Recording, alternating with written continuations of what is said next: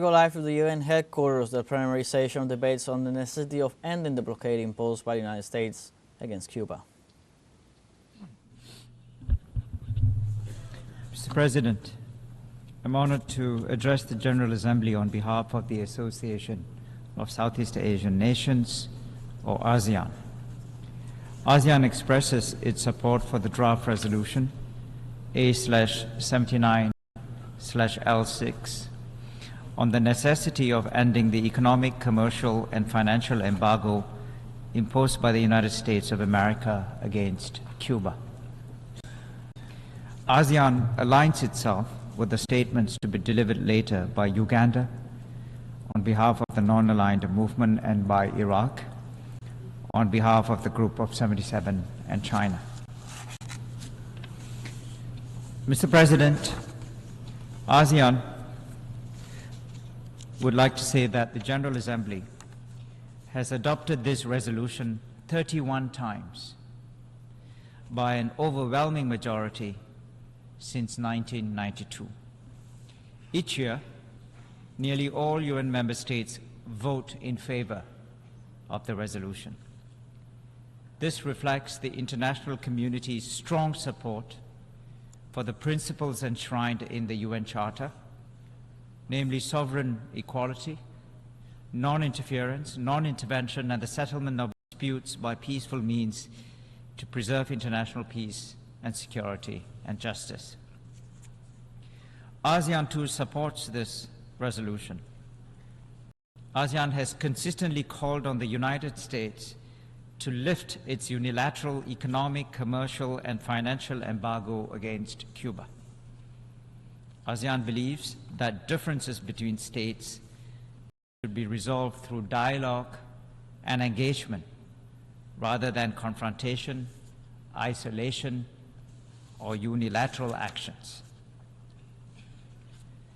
Mr. President, the Secretary General's report A/79/80 continues to document the devastating impact of the United States' decades-long embargo against Cuba. The embargo has put brakes on imports, exports, financial transactions, foreign investments, remittances, and tourism. This has affected the trajectory of sustainable development across the board in Cuba and negatively impacted the lives of ordinary Cuban people. The US embargo has cost Cuba over $164 billion at current prices. From March 2023 to February 2024 alone, the blockade cost Cuba over $5 billion in losses. The United States' inclusion of Cuba in its list of states sponsoring terrorism in January 2021 reinforced the embargo and worsened its impacts. The listing introduced further friction to travel. It has prevented the flow of capital to Cuba. It has created new difficulties in Cuba's banking and financial sector, international trade, and access to credit. The United States and foreign companies alike have been unable or unwilling to supply food, fuel, medicine, equipment, and technology to Cuba. One notable consequence is that Cuba has been prevented from making its dues for membership in international organizations, as banks refuse to process such transactions. UN agencies have also reported that they struggle to operate in Cuba because of the embargo. More critically, Cuba's ability to provide basic living conditions for its people has been hurt. The Secretary General's report describes the pervasive, substantial, and negative socio-economic and environmental impacts of the embargo and the listing on ordinary Cubans. Cuba had been one of the most successful countries in attaining the Millennium Development Goals. The embargo hinders and threatens to undo the significant progress Cuba has made towards achieving the Sustainable Development Goals. The embargo has also strained Cuba's ability to better prepare for extreme weather events, which have become particularly pressing, especially with alarming numbers of hurricanes devastating the Caribbean. As developing countries are already struggling in the perfect storm of crises, those with the ability to help should refrain from creating further challenges and obstacles. Mr. President, it has been 32 years. It is time for a reset. ASEAN encourages both sides to build a civilized and respectful relationship, notwithstanding the differences. ASEAN adds its voice to the chorus of this assembly, calling first for the United States to end its unilateral economic, commercial, and financial embargo against Cuba as soon as possible. And second, for Cuba to be removed from the United States list of state sponsors of terrorism. Thirdly, for relations between the United States and Cuba to be normalized, and for both countries to engage in constructive dialogue underpinned by mutual respect. I thank you very much for your attention. I thank the distinguished permanent representative of Singapore speaking on behalf of ASEAN states. I now give the floor to the distinguished permanent representative of Cameroon speaking on behalf of the Organization of Islamic Cooperation.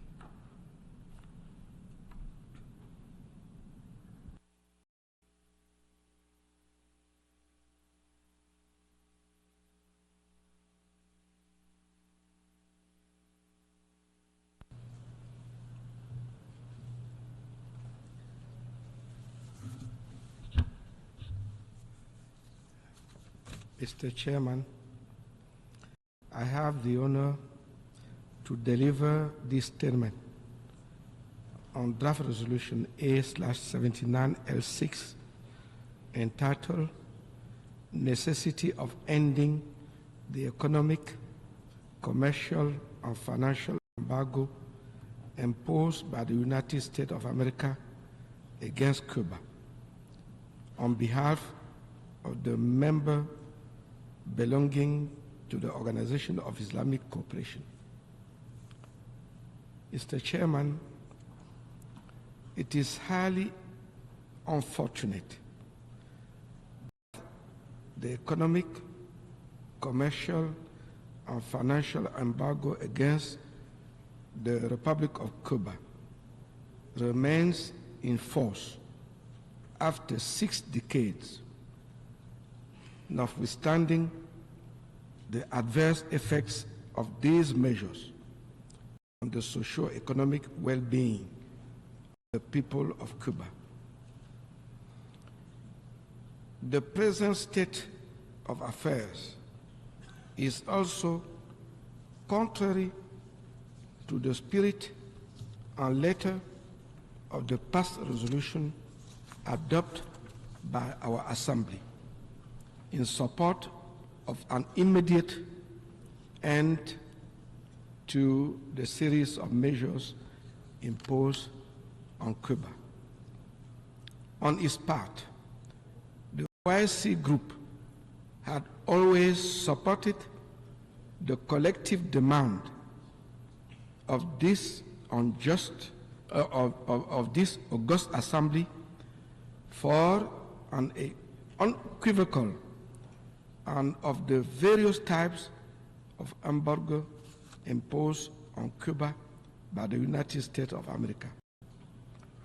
On this occasion, we renew our support for an immediate lifting of the economic, commercial, and financial embargo on Cuba. It is rather inconceivable that despite the overwhelming message the Assembly has sent on the previous occasion and the strong arguments advanced for the lifting the embargo, has not ceased, but has remained even stronger than ever. Effectively, the embargo has not only affected Cuba's commercial sector and national economic activities, but had also had disastrous humanitarian consequences for the Cuban population. These policies have continued to hinder the ability of other countries to invest in and trade with Cuba because of the extraterritorial effects. We are especially worried by the extent to which the impacts of the embargo have increased exponentially following the unjust inclusion of Cuba in the list of countries that allegedly sponsor terrorism. Due to this measure, banking operations as well as financial operations have become extremely difficult for Cuba, which has also impeded Cuba's effort to insert itself in the global supply chain. We call for the removal of the Cuba from this list, which has adversely affected the level and quantum of its socio-economic cooperation with its traditional partners in the global south, particularly within the developing countries. Most unfortunately, the embargo has a notable impact on the national health system, which is reflected in the difficulties encountered by national industry in purchasing the materials needed to preserve food and produce and other products. These restrictions have also reduced the level of international assistance from Cuba to other developing countries in the area of health and human capital development. Mr. President, as we join the clarion call for the end of embargo against Cuba, we are mindful of our unwavering commitment to international law and the Charter of the United Nations, including the principle of state sovereignty. Accordingly, we strive to uphold international humanitarian law as we work for the benefit of humankind and the well-being of our peoples. Most recently, our leaders have just expressed the commitment to the Pact for the Future, which is aimed at ensuring the attainment of the Sustainable Development Goals and the central objective of multilateralism and inclusivity. To this end, the embargo against Cuba represents an obstacle to aspiration of its people to achieving the Sustainable Development Goals and the commitment under the Pact for the Future. Accordingly, the OIC group joins the call of the overwhelming majority to end the embargo against Cuba. The OIC member states support draft resolution A/79/L6 and call on all member states to vote in favor of this resolution as they have done so in previous years. I thank you, Mr. President. I thank the distinguished permanent representative of Cameroon speaking on behalf of the OIC. I now give the floor to the distinguished representative of Nigeria speaking on behalf of the Community of Latin American and Caribbean States.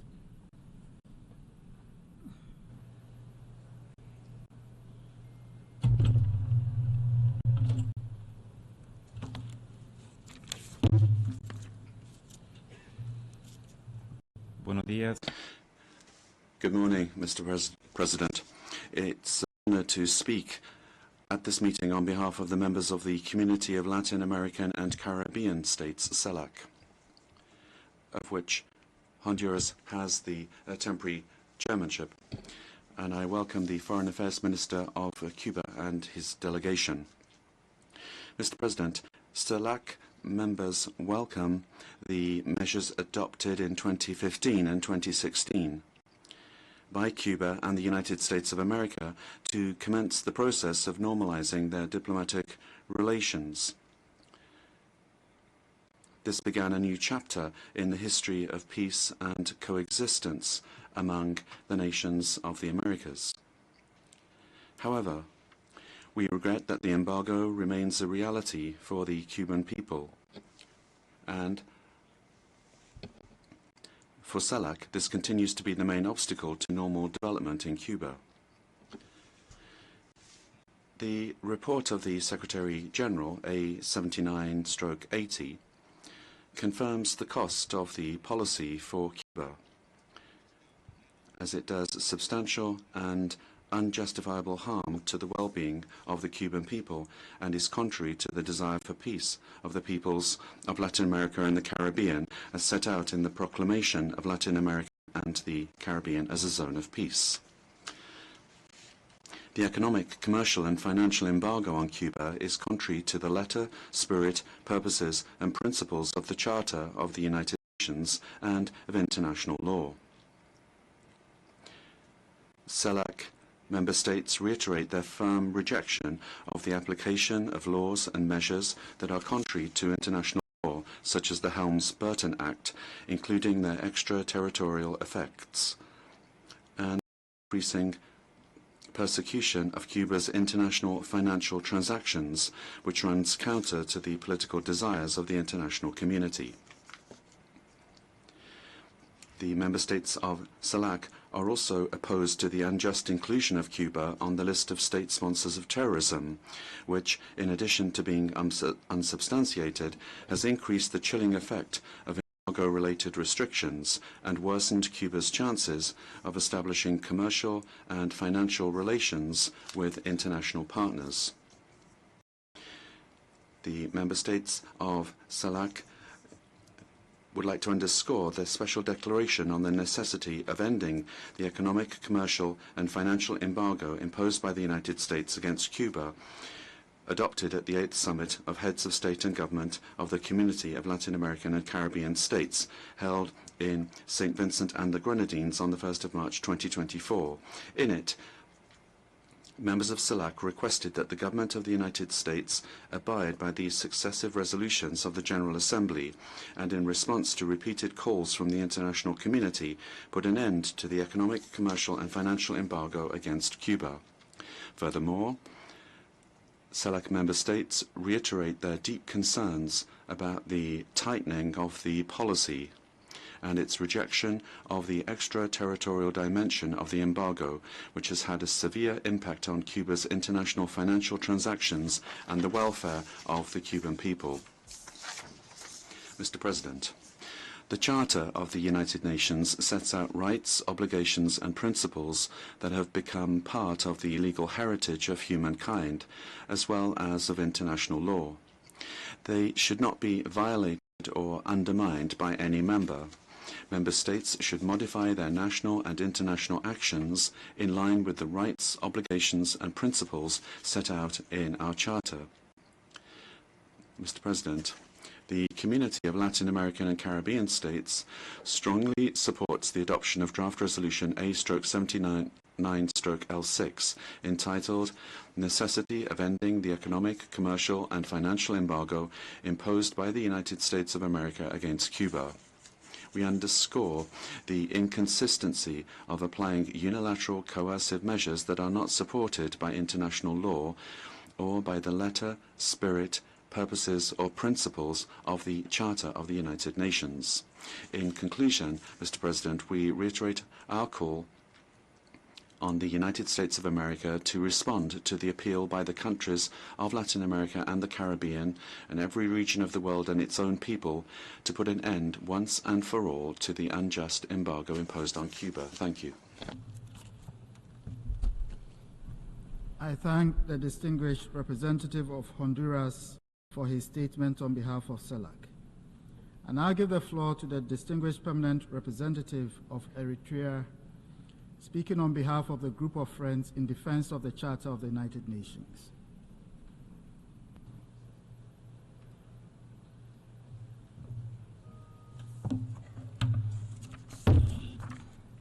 Good morning.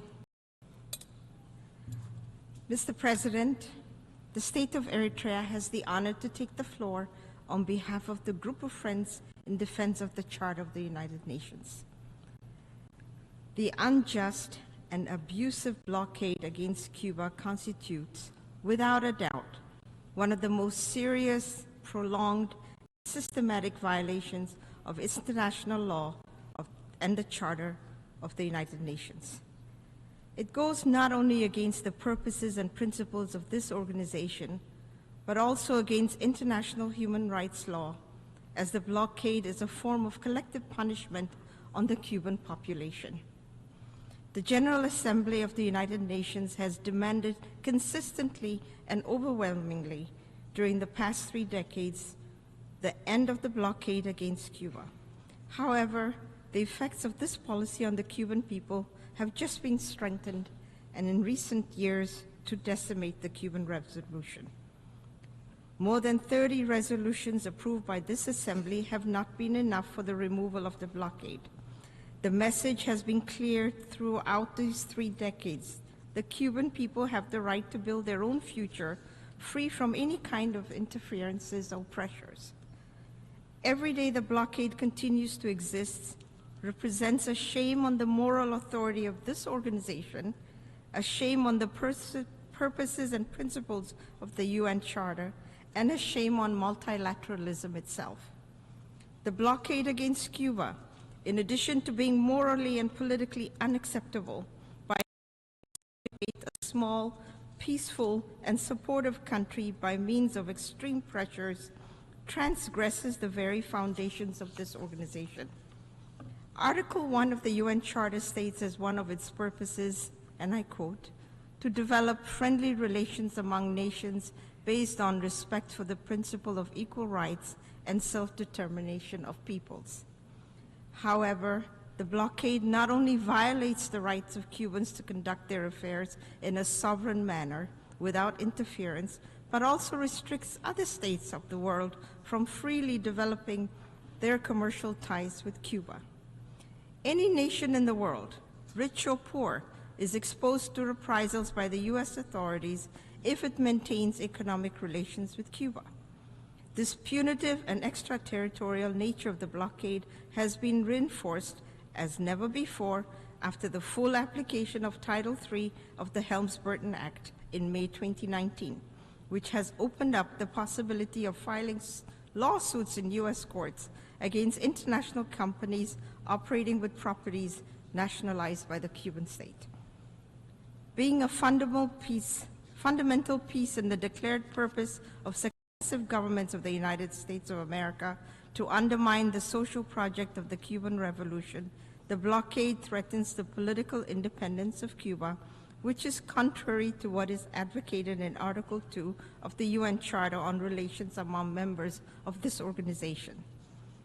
Mr. President, the categorization of Cuba by the United States as a country that sponsors terrorism is one of the biggest calumnies that have been set on any nation to curtail its stability. Cuba exports solidarity, not violence. Since 1963, this small country has been showing to the world the true meaning of both solidarity and cooperation by sending countless medical brigades to communities in need, as we also, for instance, as recent as during the largest pandemic our generation have seen, in which, despite all the external aggressions, Cuba managed to develop various vaccines for the coronavirus, which it then put to the service of humanity. Cuba has also hosted in its own territory hundreds of youngsters that go there to become professionals so needed in their homelands, particularly in the healthcare field. The world needs more vaccines, more solidarity, not more blockade. The arbitrary inclusion of Cuba in the illegal and unilateral list of countries falsely accused of sponsoring terrorism, fabricated by the US government, is simply an absurd rhetoric. This is one of the most harmful measures in force to multiply the perverse effects of the blockade. Because of this labeling, Cuba has encountered even harder challenges to carry out international banking transactions, receive investment, or apply for credits. This has even provoked the closure of bank accounts to many Cuban diplomatic missions across the world in violation of the Vienna Convention on Diplomatic Relations. Therefore, we call for the immediate removal of Cuba from this arbitrary and unilateral list, where it should never have to be included in the first place, and which we firmly reject entirely. Mr. President, year after year, the reports of the Secretary General presented to this body under this agenda item illustrate the numerous and sensitive negative impacts caused by the blockade on the Cuban population. There are children and young people who suffer these impacts, mothers and the elderly who live in deprivation and are victims of a harmful and inhumane blockade driven by political motivations. Article 13 of the UN Charter confers on this Assembly, amongst its functions and powers, the promotion of international cooperation in the economic, social, cultural, education, and health fields. Given that the blockade against Cuba is a major impediment to the achievement of this objective, as well as an obstacle to increasing the valuable contribution that Cuba can make to international cooperation, the General Assembly will continue to fall short in the effective realization of its functions until this harmful policy is eliminated. We express our solidarity with the people and government of Cuba. We demand the immediate and unconditional end of the blockade, and we call upon all member states of the organization to support once again the draft resolution to be submitted by the Cuban delegation under this agenda item. I thank you, Mr. President. I thank the distinguished permanent representative of Eritrea for her statement on behalf of the group of friends in defense of the UN Charter. I now give the floor to the distinguished representative of Uganda on behalf of the non-aligned movement.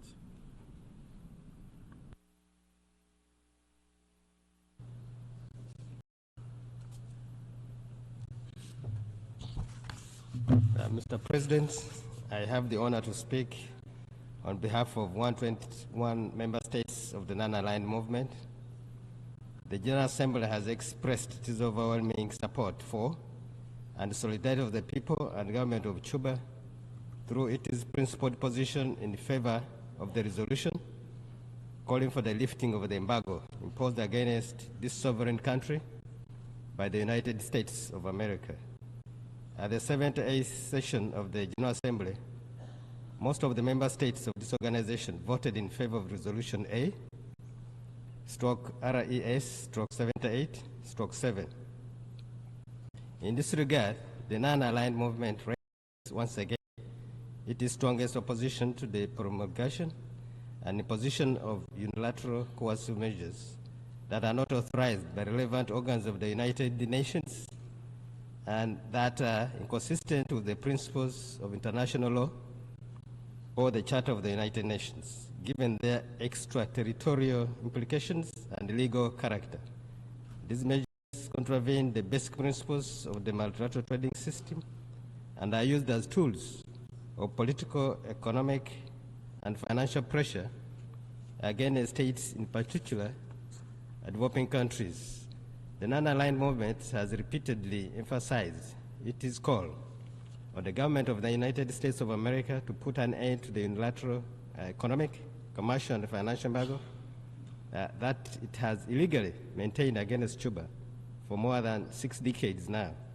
The embargo, which is a breach of international law, the Charter of the United Nations, and the norms and principles governing interstate relations, constitutes a violation of Cuba's right to fully interact with the international community. Mr. President, the embargo on Cuba adversely affects the well-being of its people, preventing them, among other things, from fully enjoying and realizing their human rights, including the right to development. The direct and indirect damage inflicted by an embargo against Cuba is enormous. It affects all critical sectors of the Cuban economy, including public health, nutrition, agriculture, as well as trade, investment, tourism, and banking. The banking sector has been particularly hit. The persecution of Cuban financial transactions in third country jurisdictions, which has significant deterrent effect in economic terms, has continued. Between 1st March 2023 and 29 February 2024, the embargo caused material damages to Cuba, estimated at $5.06 billion. For decades, Cuba has been denied access to markets, international aid from international finance institutions, and technology transfer, which creates serious obstacles to socio-economic development in the country. In addition, the embargo is the main impediment to broader access to the internet, people-to-people contacts, and the development of cultural, sport, and scientific relations. The non-aligned movement reaffirms that the continuation of the embargo is totally unjustifiable and that does not correspond with our historical time. It also runs counter to Cuba's continued efforts to realize its sustainable development, including the achievement of the 2030 Sustainable Development Agenda. The movement expresses its deep concern over the widening of the extraterritorial nature of the embargo against Cuba, including the full implementation of Chapter 3 of the Helms-Burton Act. The non-aligned movement also rejects the reinforcement of other measures adopted by the government of the United States of America to tighten the embargo, which have had an impact on the worsening of the living conditions of Cubans. This is a serious setback to the process of normalization of bilateral relations between the two countries. Furthermore, the movement strongly condemns the inclusion of the Republic of Cuba on the unilateral list of state sponsors of terrorism of the Department of State of the United States of America, as announced on January 11, 2021. NAM rejects the politicization of the fight against terrorism and consequently rejects the unfounded accusation that Cuba sponsors terrorism. NAM looks forward to the current U.S. administration taking the necessary measures to reverse these reckless steps and moving towards normalizing relations. Mr. President, the fact that 187 member states of the United Nations voted in favor of UNGA Resolution 78/7 represents an expression of unanimity within the international community in demanding an end to this anachronistic embargo. The United States of America remains alone in pursuing its unified and legal economic sanctions policy. Consequently, the member states of the Non-Aligned Movement once again urge the government of the United States of America to yield to the will of the overall majority of the international community and rectify its failed policies by fully complying with all relevant resolutions of the General Assembly, which call for the immediate and complete end to the embargo imposed against Cuba. In conclusion, Mr. President, the Non-Aligned Movement, while reiterating its commitment to the promotion, preservation, and strengthening of multilateralism, reaffirms that the full respect of the purposes and principles of the Charter of the United Nations, particularly those referring to sovereign equality, non-interference, and non-intervention, is critical for the effective maintenance of international peace and security. Therefore, the international community must continue working together on the reversal and elimination of economic, commercial, and financial embargo imposed by the United States of America against Cuba, given inter alia its illegal character and its extraterritorial implications. I thank you, Mr. President.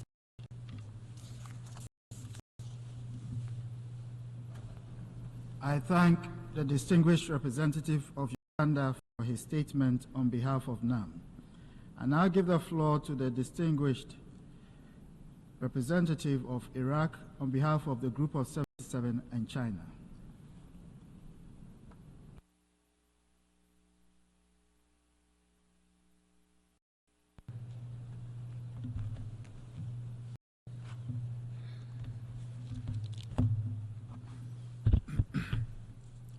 Mr. President, I have the honor to speak on behalf of the Group of 77 on China on Agenda Item 38, entitled Necessity of Ending the Economic, Commercial, and Financial Embargo imposed by the United States of America against Cuba. I would like to thank the Secretary General for his comprehensive report on the item we are discussing today, A/79/80. The group regrets that the economic, commercial, and financial embargo imposed by the United States on Cuba for more than 6 decades remains in full application and continues to be enforced. We regret the policy established by the previous United States administration aimed at reinforcing the embargo on Cuba, which has remained in effect during the current administration, being an obstacle to the process of achieving normalized relations between the two countries. We are deeply concerned about the widening of the extraterritorial nature of the embargo on Cuba, notably through the full implementation of Title III of the Helms-Burton Act. The application of this law is a clear transgression to the freedom of commerce among nations because of its intimidating purpose by punishing any trade or investment transactions between any given country and Cuba. In the same vein, we urge the immediate removal of Cuba from the U.S. Department of State's list of countries that are allegedly sponsors of terrorism. Cuba is a long-standing active partner of members in promoting South-South cooperation. Thanks to the efforts made by Cuba, many countries within the group have developed their scientific and technical potential. All we know about Cuba is friendship and solidarity. We know nothing about terrorism. The inclusion of Cuba in this list doesn't represent only a reputational damage, but is also among the core elements in the recent reinforcement of the embargo.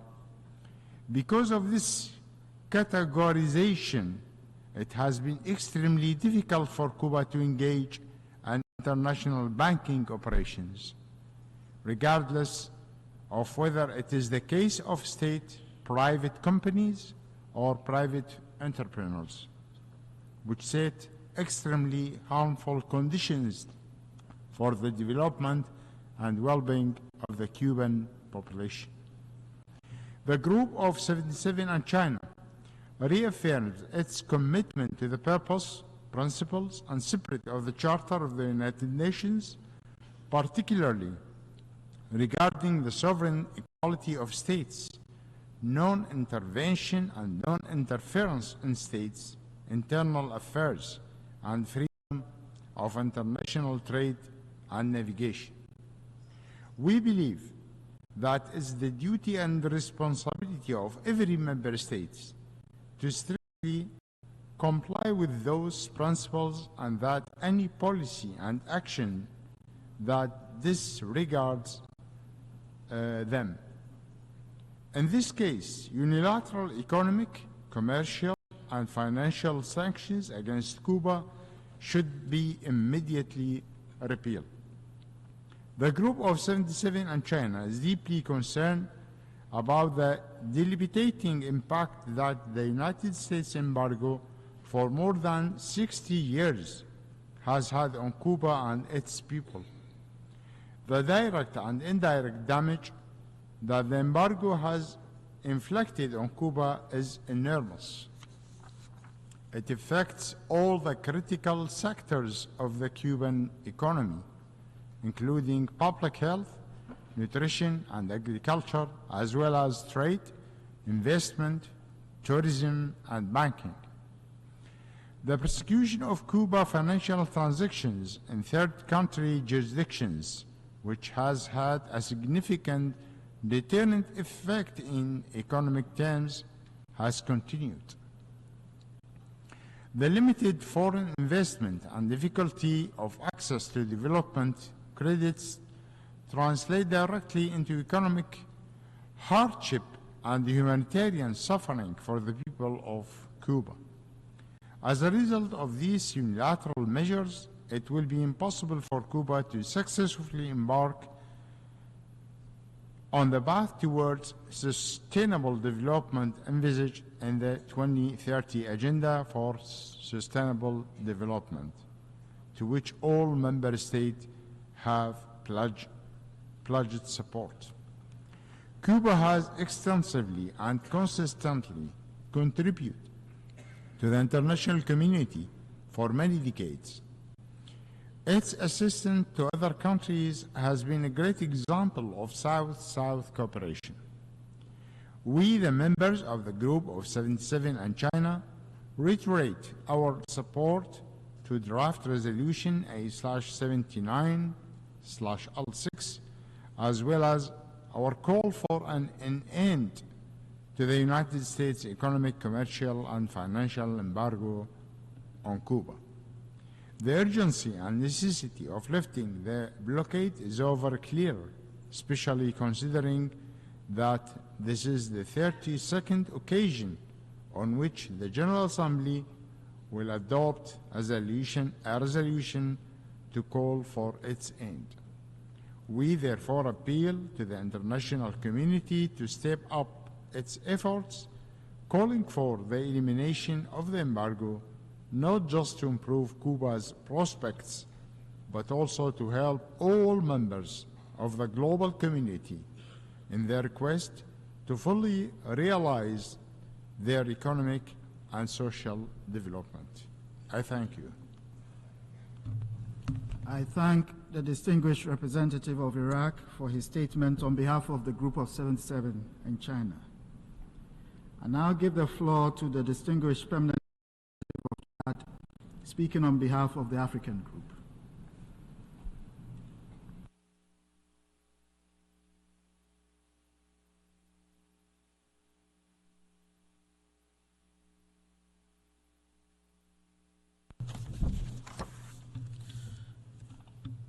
Mr. President, distinguished delegates, ladies and gentlemen, I have the honor to make the following remarks on behalf of the African Group on the agenda item 38 entitled "Necessity of Ending the Economic, Commercial, Financial Embargo Imposed by the United States of America against Cuba." This matter continues to be of great importance and concern to the African Group and indeed to Africa as a whole. For years, African head of state and government at the ordinary session of the African Union assemblies reiterate their position, calling for the lifting of sanctions on Cuba's people and government. The African Group reiterates its position that the illegal sanctions, particularly the implementation of Title III of the Helms-Burton Act, are the main obstacles to Cuba's realization of the 2030 Agenda for Sustainable Development. We see also, as a matter of severe concern, the unjust inclusion of Cuba by the United States on the list of countries that allegedly support terrorism, which has further exacerbated the financial restriction to Cuba emanating from this embargo.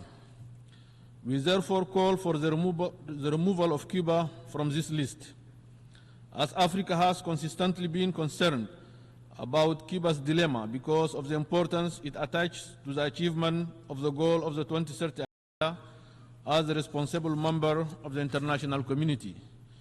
Cuba has made numerous positive contributions over the decades to Africa and many other states and people all over the world. The adoption of the annual resolution to end Cuba's blockade by the United States has for 31 years now represented a call of all countries. The African Group will continue to reaffirm its full support for the draft resolution and further wish to express its regret about the setback in the bilateral relations between Cuba and the United States. We call on the United States government to work towards restoring positive relations and lifting the long-standing blockade imposed on the people and government of Cuba. The African Group wishes to reiterate that it will remain firm in its principled position of total solidarity with Cuba, its people and its government, while calling for the immediate end to the economic, commercial and financial blockade. Mr. President, the African Group supports the draft resolution and call on all member states to do so. I thank you. I thank the distinguished permanent representative of Chad for his statement on behalf of the Africa Group. And I give the floor to the distinguished permanent representative of Grenada, speaking on behalf of the Caribbean community.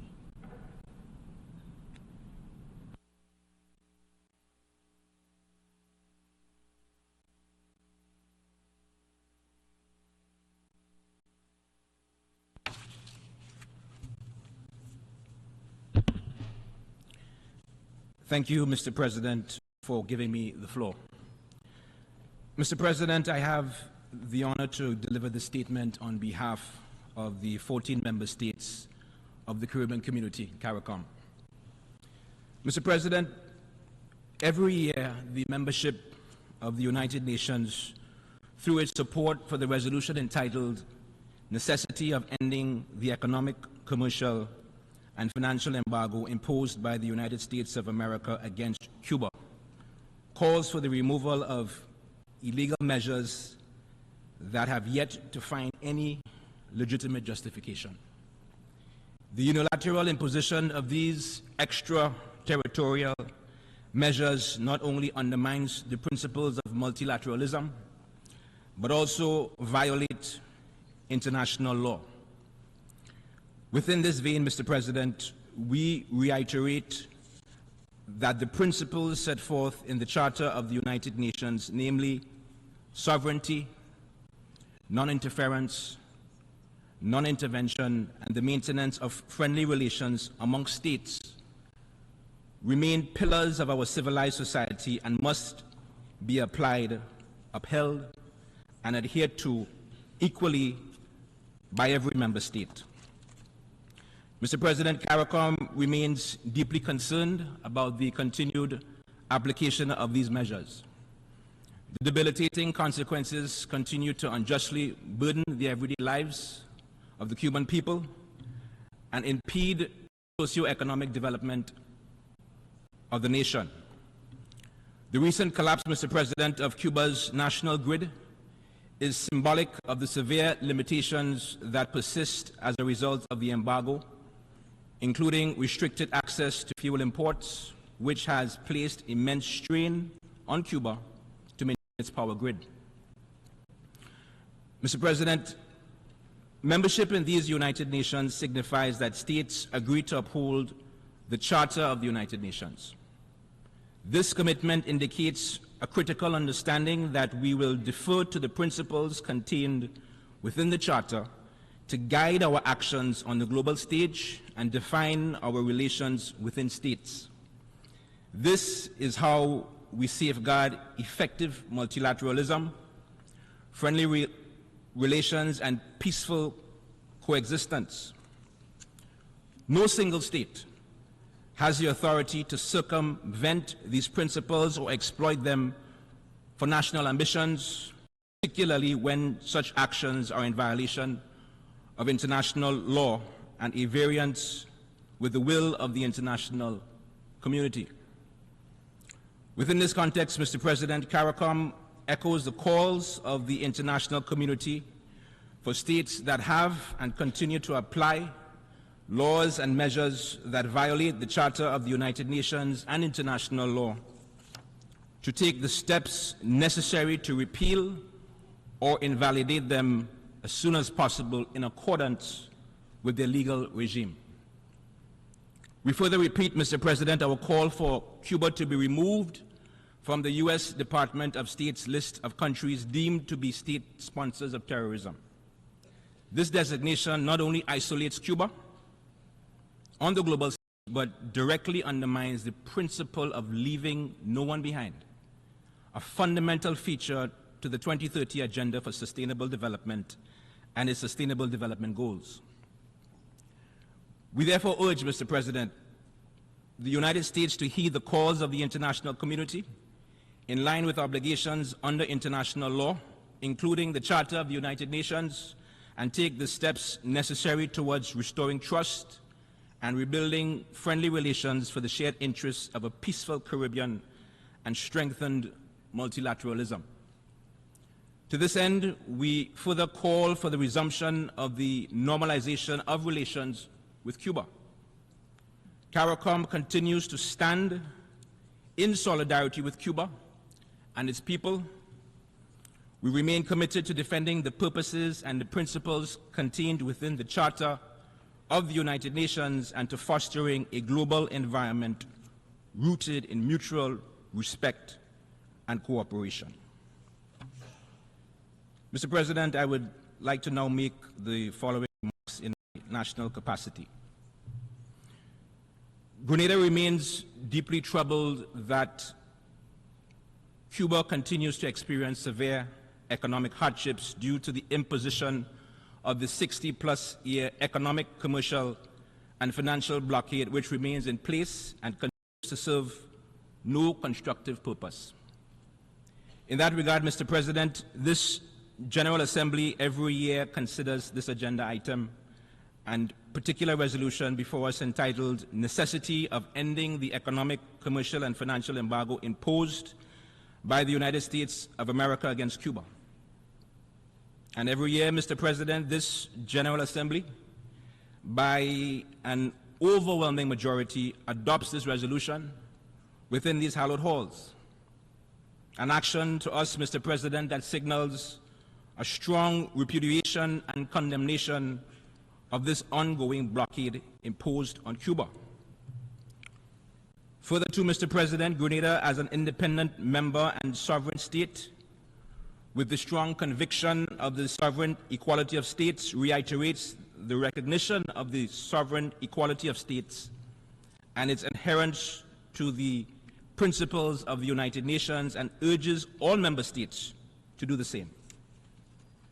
Additionally, Mr. President, Grenada continues to categorically and unequivocally state and reiterate that it neither promulgates, applies, nor condones laws or measures that encroach on or undermine the sovereign rights of any state, as well as any such laws that restrict or hinder international trade or navigation by any state.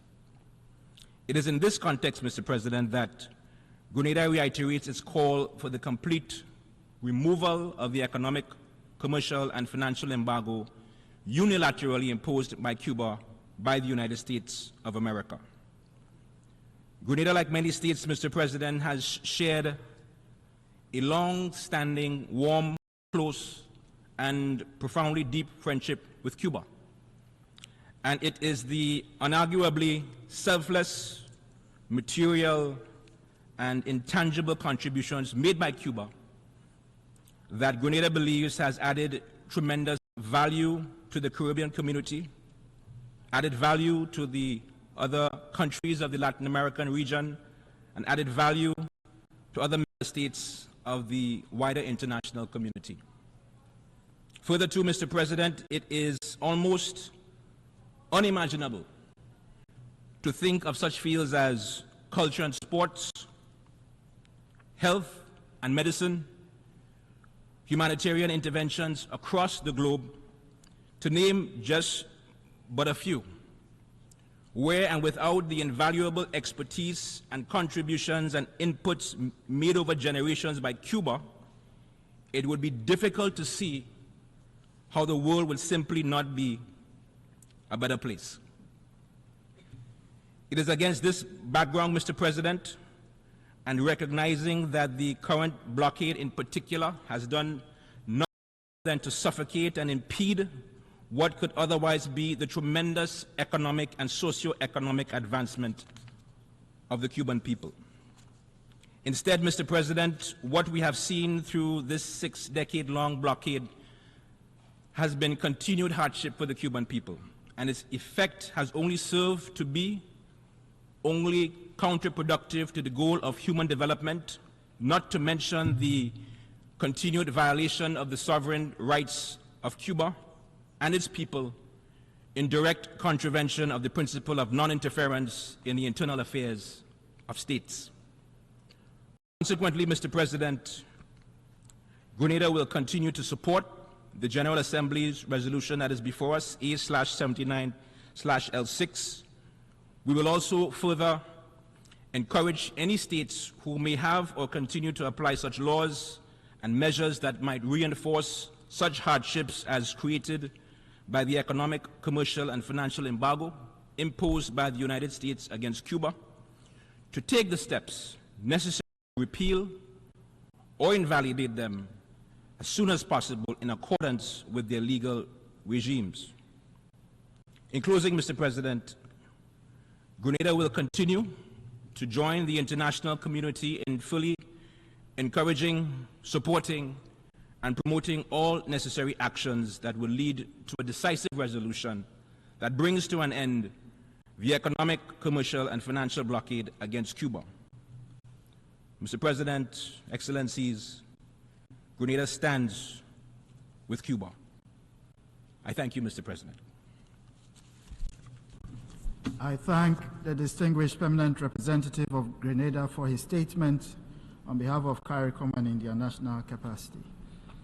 And I give the floor to the distinguished permanent representative of Dominica.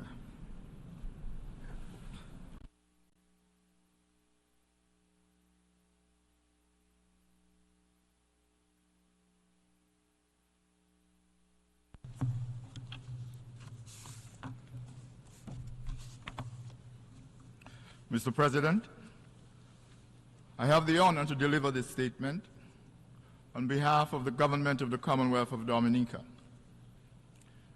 My delegation aligns itself with the statements made by Grenada on behalf of CARICOM, Uganda on behalf of the Non-Aligned Movement, Honduras on behalf of CELAC, and Iraq on behalf of the Group of 77 and China. From the outset, my delegation unreservedly opposes the economic, commercial, financial embargo that has been imposed on the Cuban people by the United States for over 6 decades. We view this as an egregious, hegemonic, and flagrant violation of the fundamental human rights of the Cuban people, and a regressive measure to stifle the economic advancement of the Republic of Cuba. Mr. President, this agenda item should not be viewed by some states as just another chorus of platitudes.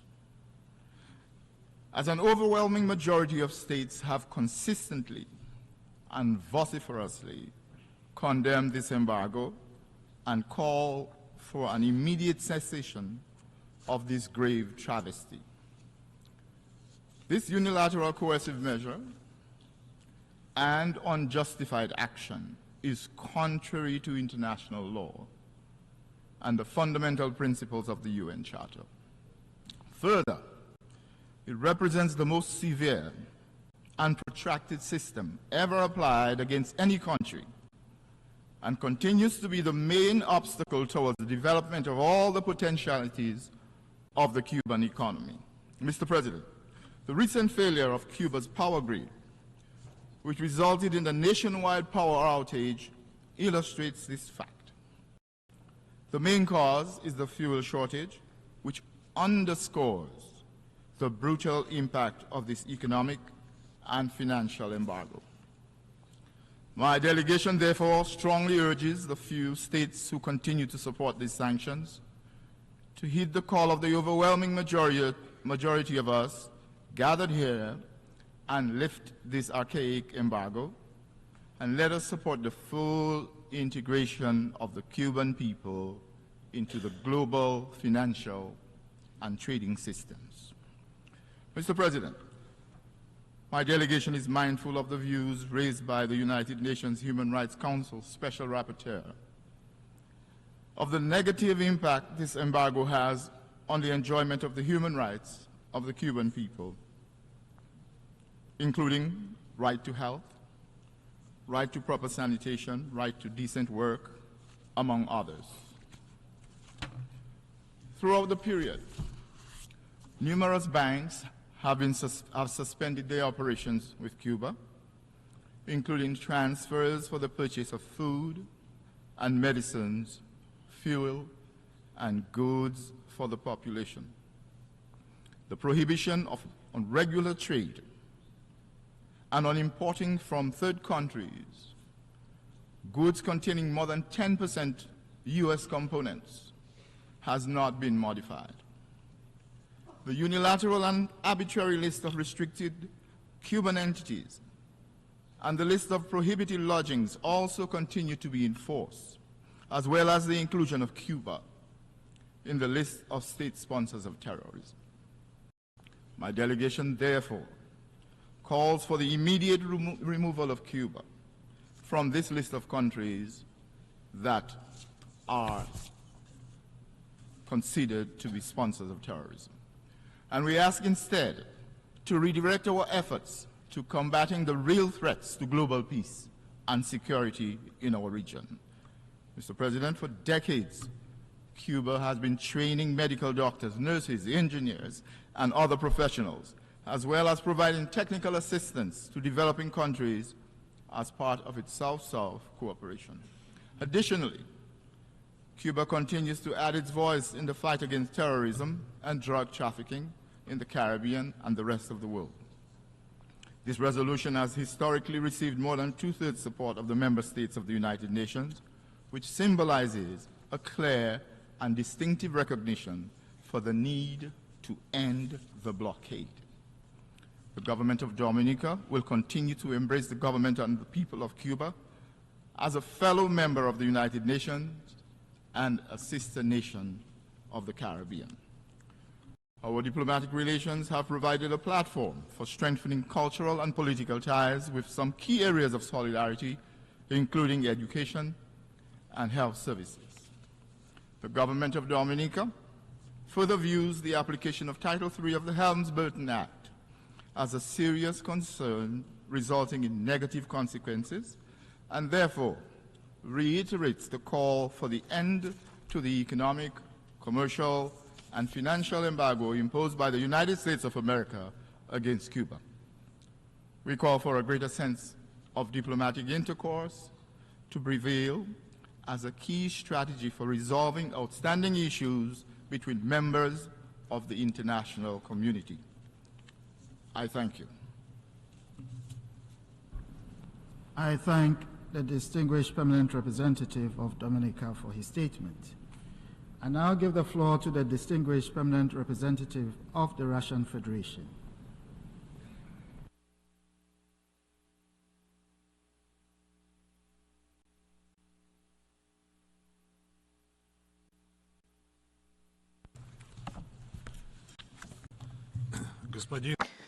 Mr. President, the Russian Federation joins the statement delivered on behalf of a group of friends in defense of the Charter of the United Nations.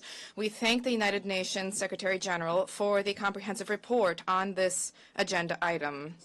This report, together with the material of the Special Rapporteur of the United Nations Human Rights Council on the impact of unilateral coercive measures on the exercise of human rights, together with the information provided by the United Nations Resident Coordinator in Cuba and other UN agencies and experts, presents a vast trove of information and data which confirms the lawlessness wrought by the United States against Cuba. Russia's principled position on this issue remains unchanged. Together with the overwhelming majority of the members of the international community, we strongly advocate for the immediate lifting of the illegal embargo imposed by the United States more than 62 years ago on Cuba. We believe that it is utterly futile. The economic, commercial and financial embargo imposed by the United States against Cuba. This represents a remnant of the Cold War and obstructs cooperation between Cuba and multilateral institutions and prevents Cuba's full-fledged participation in international cooperation as well as the International Division of Labor. And this is despite the fact that the Republic of Cuba does not pose a threat to the security of the United States or its citizens. Furthermore, we view such actions by Washington as a direct breach of the tenets of international law and the Charter of the United Nations. This is an egregious example of extraterritorial unilateral coercive measures preventing a sovereign state from pursuing its own development model for the implementation of Agenda 2030. And this is also an encroachment on the inalienable right of the Cuban people to dignified life. In this respect, the U.S. embargo against Cuba is a stark example of neocolonialism cloaked in the terminology of the so-called rules-based order. Today, it is clear that such measures also are designed to intimidate other states and to perpetuate the United States neocolonial domination, not just over developing countries, but also over its own partners. And this is something that was discussed in past years and will continue to be discussed here in this hall. The embargo against Cuba restricts the exercise of the rights of those nearly 200 states who wish to trade with and cooperate with the Cuban people. Cuba itself has earned a great deal of respect as it courageously resists the inhumane and senseless blockade, while at the same time helping various countries throughout the world, including by deploying teams of highly trained doctors as well as providing medicines. Many countries directly received Cuban assistance as they sought to resist the coronavirus pandemic. The Russian Federation takes great pride in the fact that despite the obstacles imposed by the United States, we have managed to develop economic and commercial and humanitarian cooperation with Cuba. We have been implementing projects in various areas such as tourism, energy, and agriculture. We will continue to advance this cooperation on the basis of mutual respect and solidarity with the brotherly Cuban people. Mr. President, what speaks volumes is that not only the government, but also societies in the majority of the states throughout the world, including dozens of NGOs within the United States itself and in other countries, whose voices the United States delegation itself so ardently champions at the UN, they vehemently oppose this nefarious practice of stifling the will of the Cuban people. This embargo is wreaking immense damage to the economy of that country, impeding the delivery by its government of large-scale socioeconomic reforms. Today, many have reiterated these staggering figures that the cumulative damage to the Cuban economy is assessed to be $164 billion. This is a heavy burden which lies primarily on the shoulders of the people of the island, curbing opportunities to advance their legitimate interests and aspirations. Once again, we emphasize that the blockade affects ordinary people and their children. Their rights have been violated for decades. And at the same time, the U.S. delegations at the United Nations endlessly reiterate slogans about the U.S. government's alleged commitment to international obligations in the area of international law and human rights and in development assistance, as well as in the area of, quote unquote, the protection of the needs and interests of succeeding generations. Turning to the attempts by the U.S. to portray Cuba as a state sponsor of terrorism, these are completely and utterly delusional.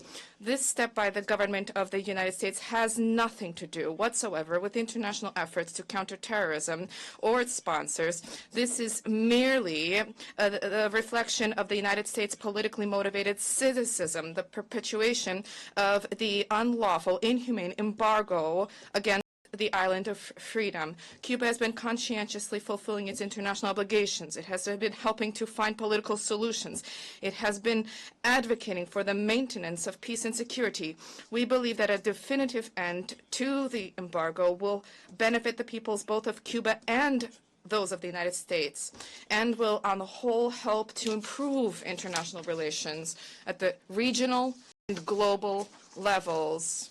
Our position remains unchanged, and we are guided by the core principles of the Charter of the United Nations about the inadmissibility of any discriminatory measures and intervention in the domestic affairs of states. And on that basis, we call for the immediate lifting of the embargo and for Cuba to be removed from the United States list of state sponsors of terrorism. In the next few days, a few days ago, the corresponding statement was, as per custom, issued by the Federation Council of the Federal Assembly of the Russian Federation. This is a call which we will circulate as an official document of the General Assembly. To conclude, we support the draft resolution tabled by our Cuban colleagues on this matter, and we urge all delegations to also vote in favor of it. Thank you for your attention. I thank the distinguished permanent representative of the Russian Federation for his statement. And I'll give the floor to the distinguished permanent representative of Mexico.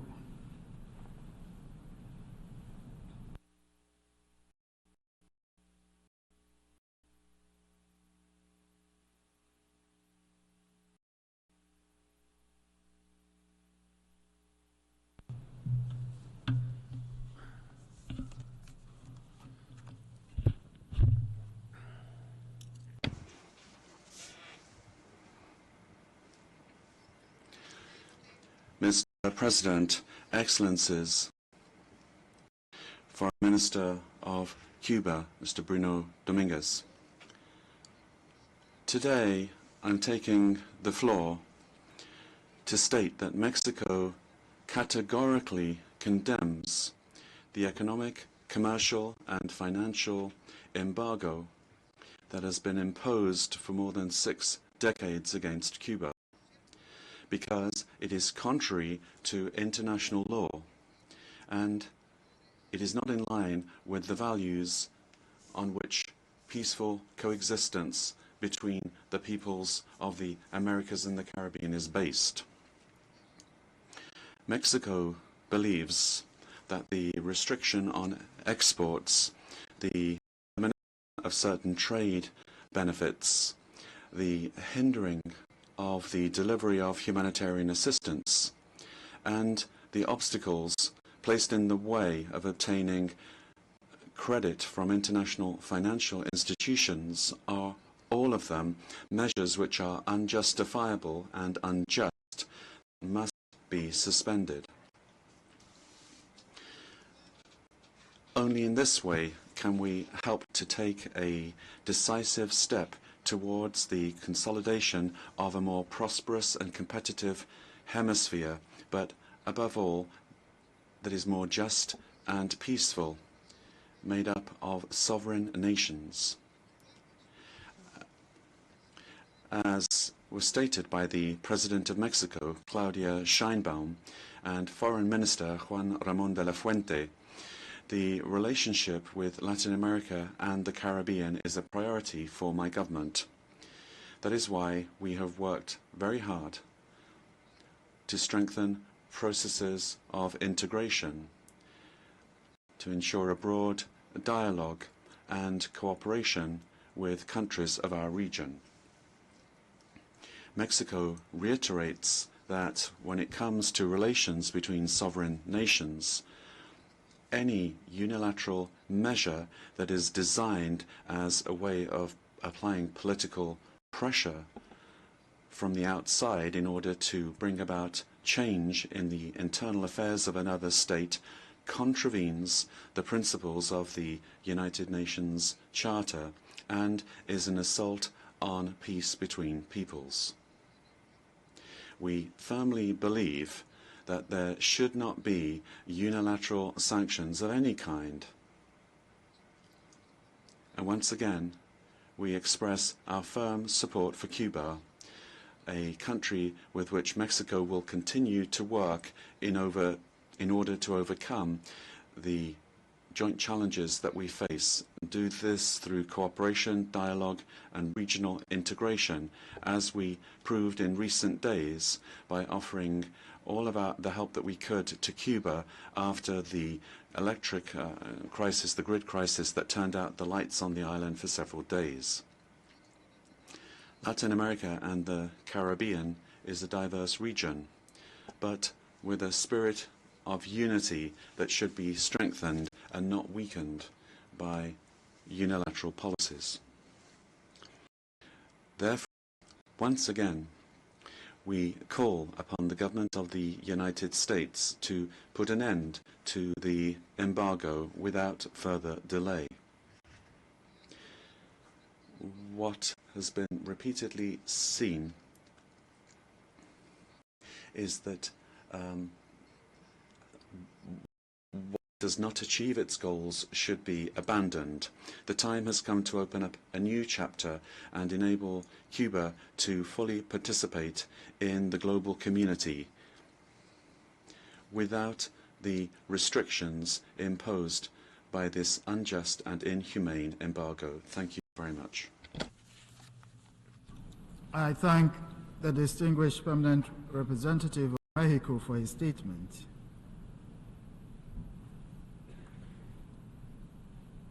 And I'll give the floor to the distinguished representative of the Philippines.